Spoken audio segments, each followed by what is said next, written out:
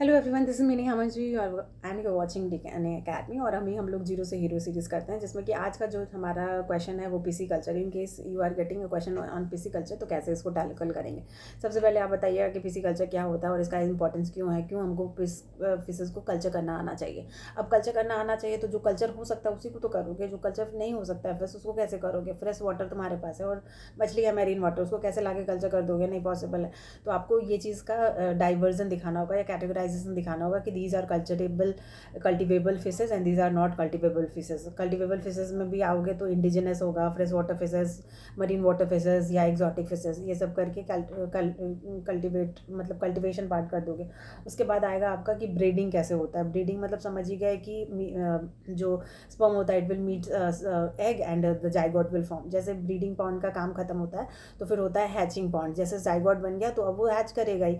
जब ये हैच करेगा तो इसको हम लोग कहाँ पे ट्रांसफ़र कर देंगे, हैचिंग पॉन्ड में। हैचिंग पॉन्ड का काम ही है कि जो आपका जाइगोट बना था वो हैच कर जाएगा। अब जब ये हैच कर जाता है तो इसको हम लोग सीड बोलते हैं। सीड का मतलब बीज है ना। तो वो हमारा जो सेब पपीता में बीज रहता है वैसा नहीं, लेकिन फिश का ही है, लेकिन उसको हम लोग बीज ही बोलते हैं, सीड बोलते हैं। जब ये सीड बन जाता है तो ठीक है, ये नर्सरी में है। तो नर्सरी पॉन्ड में जब ये रहता है तो यहाँ पर मोटिलिटी हाई लेवल का होता है। ठीक है, तुरंत से टेम्परेचर चेंज हो रहा है, तुरंत से जो कंडीशंस है वो चेंज हो रहे हैं। प्लस यहाँ पे आपको दिखेगा कि प्लैंकटॉन्स का ग्रोथ बहुत ज़्यादा हो रहा है, जो कि आके इसको बिखा रहे हैं या इसको डिस्टर्ब कर रहे हैं। तो यहाँ पे मोटिलिटी ज़्यादा होता है, तो उसको हटा के फिर से उसको रियरिंग पॉन्ड में शिफ्ट कर दिया जाता है। रियरिंग पॉन्ड में जब ये जाता है तो क्या मतलब है रियरिंग का, पालने का। तो यहाँ पे हम लोग पाल रहे होते हैं मतलब उसको फूड दे रहे हैं, आर्टिफिशियल डाइट दे रहे हैं उसको। इन केस उसको बीमारी है तो एंटीबायोटिक्स भी ये सब दिया जा रहा है, और सब कुछ उसके लिए ऑप्टिमम टेम्परेचर, बैलेंस, इन्वायरमेंट सब कुछ बना के रखा जा रहा है उसके लिए। उसके बाद जब यहाँ पे कंप्लीट हो जाता है उसका रियरिंग का काम, तो फिर स्टॉकिंग वाले में चला जाता है। स्टॉकिंग वाले में क्या है कि उसको ज़्यादा से ज़्यादा खाना हो और ज़्यादा से ज़्यादा उसका मसल बिल्डअप हो, सो दैट कि फिर वो बाज़ार में जाने के लिए रेडी हो जाए। फिर आता है लास्ट में हार्वेस्टिंग पॉन्ड। हार्वेस्टिंग पॉन्ड में क्या होगा कि उसको हम लोग हार्वेस्ट करने के लिए रेडी कर लेंगे।